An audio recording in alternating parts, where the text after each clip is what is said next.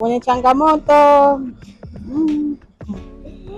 mkiwa mna ile labda kama ni huko mtaani, changamoto nyingi sana, labda kama hivi watu wanawashangaeni sana. Labda kama ni mtu mwenye aibu, sidhani kama unaweza ukafanya hiyo sehemu vizuri, ila kama mtu una aibu unaifanya tu. Ukizungumzia changamoto zipo nyingi, lakini kutokana na mazingira tunaendelea kupambana nazo. Mfano, unaweza ukaingia location ukiwa unafanya kazi zako, unaweza ukashangaa tu watu wanakuja wanakuvurugia utaratibu wako, wanakuchelewesha kumaliza kazi kwa wakati. Pia kingine ni mazingira ya kufanyia kazi. Bado kuna uelewa mpana wa watu kuhusu sanaa, manake mwingine anaweza akakufukuza kwake. Kuna mambo mengine mengi kwenye sanaa. Kuna swala la mahusiano, mapenzi yanakwamisha sana kazi. Nikizungumza mapenzi kwamba inafika hatua wasanii wanaacha kufocus na kile kilichowaleta, wanaanzisha mambo mengine pia, kwa hiyo wanawakwamisha wenzao ambao wameamua kupambana. Sanaa ni kazi kama kazi zingine.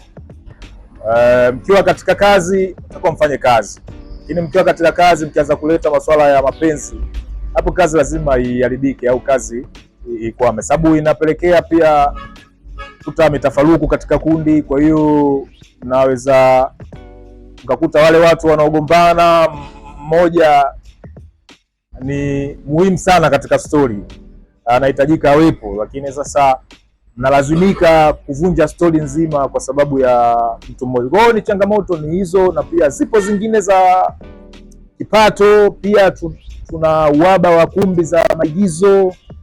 Kwa ni vitu ambavyo kwa kweli tunashukuru, kuna baadhi ya watu wanatusapoti.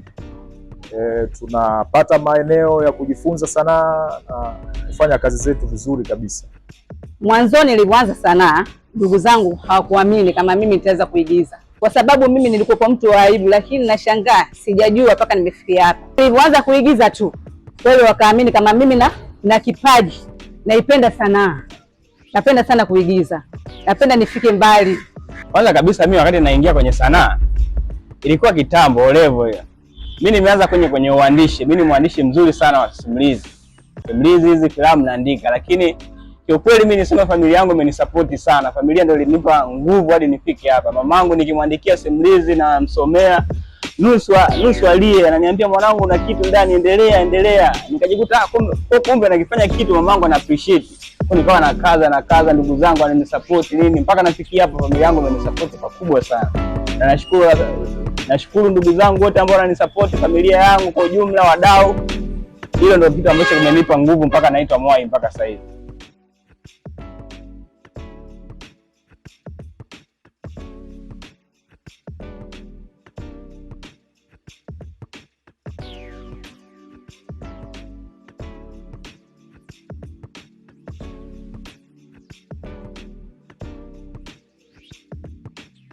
Cha kwanza, unajua katika sanaa au katika maigizo watu wanakuwa na mitazamo tofauti.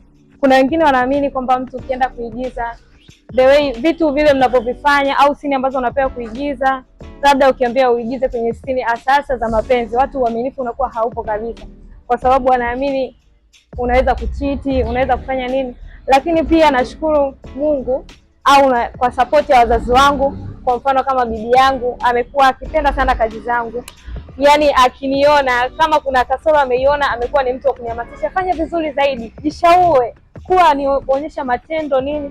Kwa nafurahi kwa hilo. Niwaahidi tu nitafanya vitu vikubwa na matarajio makubwa, sitawaangusha.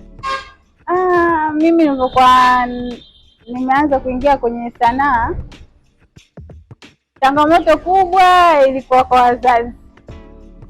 Wazazi sana upande wa kwa babangu, yani hivi vitu huwa havikubali kabisa. Yani nahisi kwamba mtu unapoingia kwenye masuala ya uigizaji nini sanaa, yaani kama niko ni uhuni tu unaoendelea huko, yaani haamini kwamba yaani sanaa ni kazi kama kazi nyingine.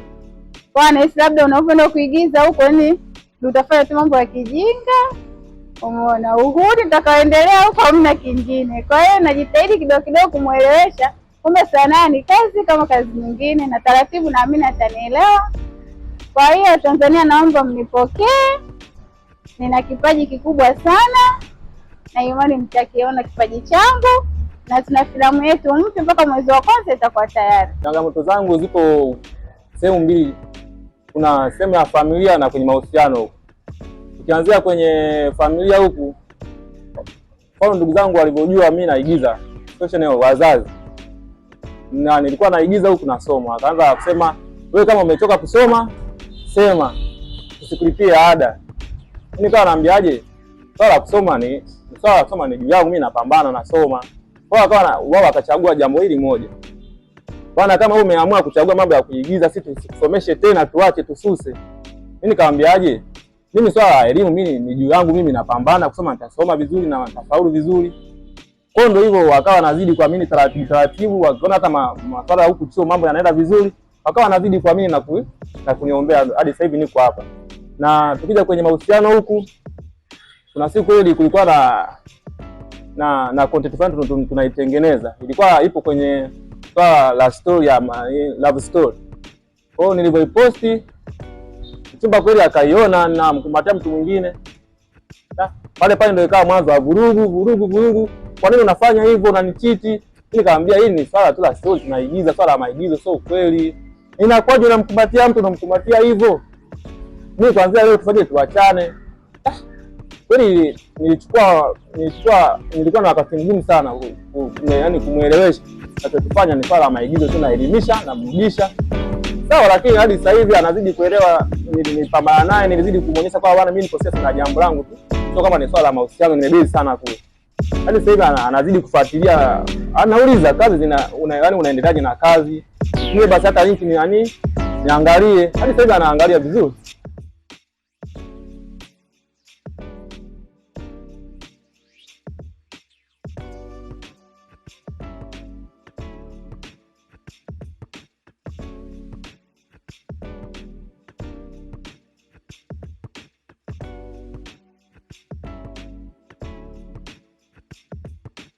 Kikubwa tunachokitaka sasa hivi kwa kweli ni support kwa mashabiki wetu, wa subscribe, wa comment, watufuatilie kwenye TV na mitandao yetu ya kijamii. YouTube watu search kama Jicho Empire, Mboni ya Maono, pote ni hivyo, Instagram, TikTok. Pia tunakaribisha watu ambao wanahitaji kuja kuangalia mazoezi ya kila mwisho wa wiki ambayo tunayafanya katika mfumo wa sini. Pale mazoezini kwetu tunawekaga ushindani pia, kwa hiyo wanakaribishwa sana.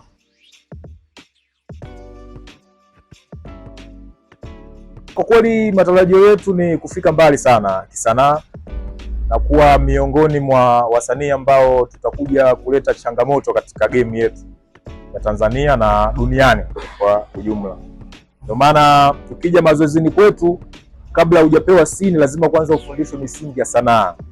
Lazima ufundishwe maigizo ni nini na mwigizaji ni nani, na lazima ufundishwe mifumo ya sauti, lazima ufundishwe pia movement, lazima ufundishwe hisia, makundi ya hisia, ufundishwe kulia, ufundishwe kuhuzunika, ufundishwe kukasirika, ufundishwe hisia za furaha, ufundishwe hisia za vicheko. Yani unafundishwa kila kitu ambacho kama mwigizaji unapaswa uwepo nacho ili kikusaidie kwenye sanaa yako.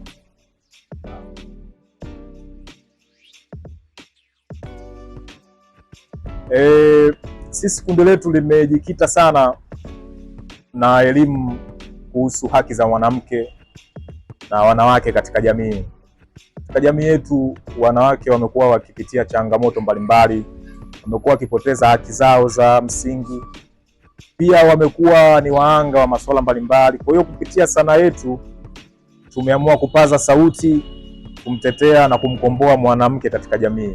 Pia tunakaribisha taasisi mbalimbali ambazo zitahitaji kufanya kazi na asisi. Sisi ni waigizaji na tumejikita kwenye masuala mengi. Pia tuna uwezo wa kufanya kazi na taasisi NGOs zozote zile ambazo zipo kwa ajili ya ustawi wa jamii. Kwa mfano, tuna uwezo wa kutengeneza stori fupi kuhusu uhamasishaji wa masuala ya afya. Pia tuna uwezo wa kutengeneza stori kuhusu uhamasishaji wa haki. Pia tuna uwezo wa kutengeneza stori kuhamasisha shughuli mbalimbali ambazo zinachangia ustawi wa jamii nzima kwa ujumla. Kwa hiyo tunawakaribisha sana wadau mbalimbali ambao watahitaji kufanya kazi na sisi. Milango iko wazi muda wowote, nakaribishwa sana.